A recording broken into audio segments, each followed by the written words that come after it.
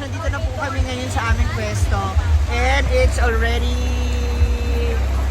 gabi na. 9 p.m. na. And kasama ko yung mga ladies. Hi! So ito na, inulan na naman po tayo ngayong gabi. So, Ano naman ang bakit? mga sa tour na naman tayo. So, yan. Okay, kasi ayan oh. May paalala na po si ate ha. So, ito ginagawa mo dyan. Ito na si kuya po na. Shout out, hi. Ayan yung ating mga mamsis na nandito. Alam mo, sarap ng kain nila kanina. Tapos, pinaspasan po nila kasi nga umuulan na dun sa pwesto nila. So, hindi nila na-enjoy ng sobra yung kainan. Buti naka-pwesto na kayo kaagad. Kaysa hindi na kayo sa... Ha? Asa man? Kayo magbantay dyan ha. Pag nawala yung panty ko din sa baba kuya, ikaw lang suspect. Kulay-kulay yan kuya, tapos may ribbon. Taga saan kaya? Pumuntugan. Kina ano Britney, tsaka kay Melmar. Narinig ko ba yung mga yun? Sa usapan nila. Ay, napanood niyo ako doon. Testa niyo. Naalala niyo yan? Anong ginawa ko? Marimar! Amo muna sa hindi pa na maaalis yan. 6'10". Hindi pa naman kayo makakaalis agad. Ngayon po, ano na to? Group yourself. Group yourself into 110. Ayan o. Ang dami na po nila dun. Ito sila. Kasama na.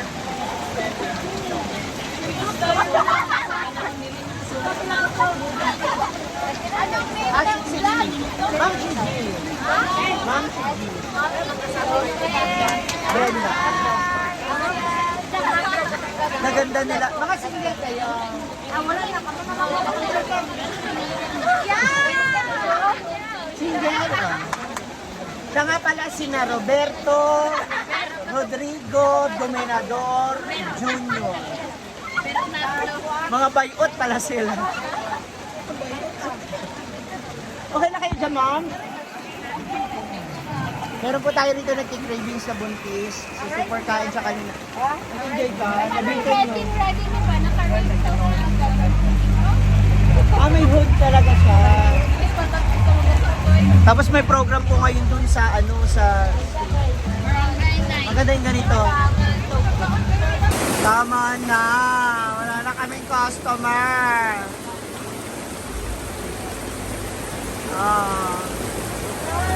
Ay! Pinag-picture-picture pa. OMG! Nagbaha na dito. Ang lakas na. Nagbaha na. Ang bilis na ng tubig.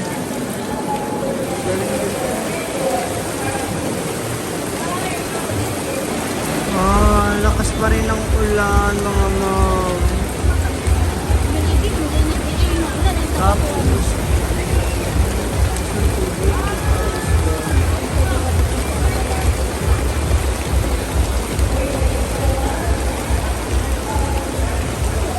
lakas ang agos dito. Baha na kami.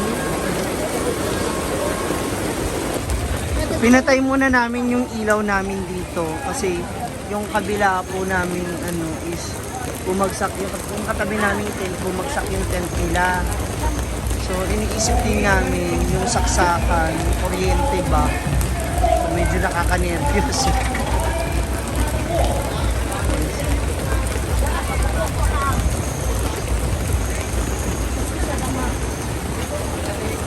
Mapako ka!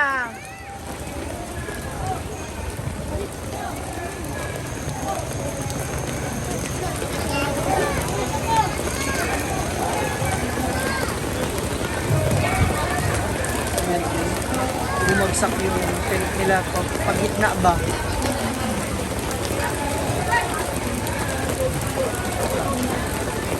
Ito lang talaga kalaban namin dito yung ulan kapag ganito. Sayang. Natigil yung sa kabila ulit. Okay din sana may extra tent kami kaya lang Yung ano, mahirap yung likit ba?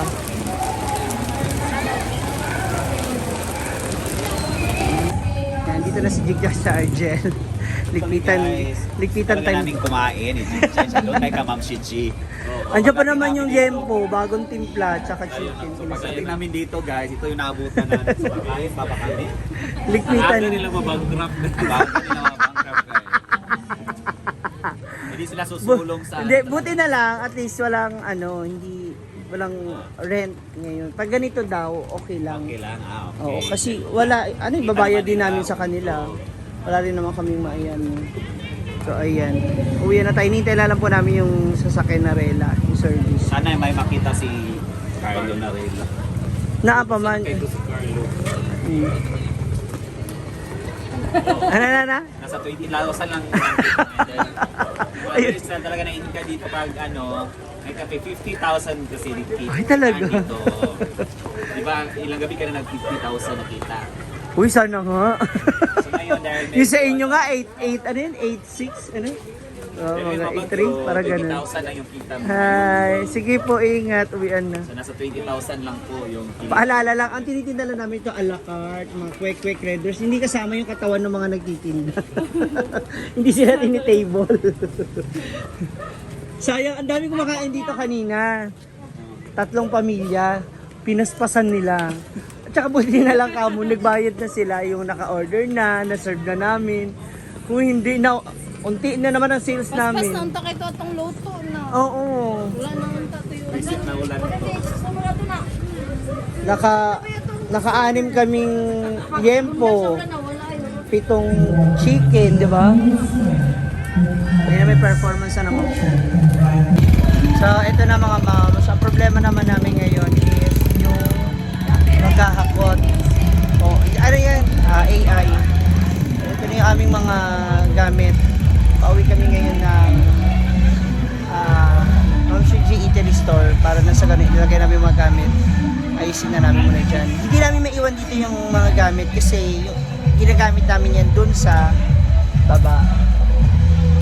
So, ganun. Yan din yung gagamitin namin mga gamit dun sa store. Yun yung aming sasakyan. Nandito na. So, we're here na sa store. So, kasi may likpit-likpit na kami ng mga gamit. Ayan, so ilagay na namin yung ibang mga food sa freezer para tomorrow is another day. That's all for now mga moms. Thank you so much for watching. Sana po comment down below if you have any suggestion pa. Baka may maisip pa kami. Makatulong po yung inyong mga suggestions na pwede namin gawin para mas mapadali po yung aming mga ginagawa sa aming negosyo. Maraming salamat. Bye-bye. Work muna kami ulit. Oops. Weekend time. Nabot na naman po tayo nito. Actually, mas maaga-aga ngayon. 11:20. Ayan, mababa pa yung ilog. Ay, yung tubig. So, uwian na. Tawiran na naman po tayo nito. So, mostly, kasi may mga nagsasabi, may mga nagko-comment, bakit hindi na lang daw ako matulog sa store? Lalo na pag alanganing oras na. So, inisip ko rin po yung bawi ng tulog ko. Kasi kunyari, doon ako matutulog. Makatulog ako ng alas 12, swerte na, o alauna. Darating sila, Michelle, para magluto sa karinderya ng 5 a.m. So, kulang na ako sa tulog. Hindi na ako makakabawi para sa gabi na trabaho namin. Kaya hindi po ako doon natutulog. Unless wala pong walang ganap kinabukasan o walang trabaho. Hindi ko na ako sa hinaguan. Actually, hindi nagpunta sila Brenda ngayon sa labas. Si Arjo lang at si Jigjan. Dahil sa mga bets nandito. Kasi nga malakas po ang ulan.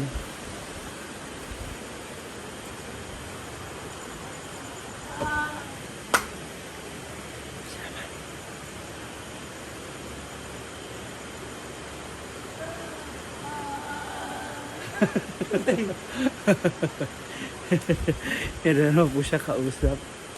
Ayan na po ang kadiliman at gabi ng hinaguan. So, it's time. Hala, may kausap po siya. Hindi ko yun.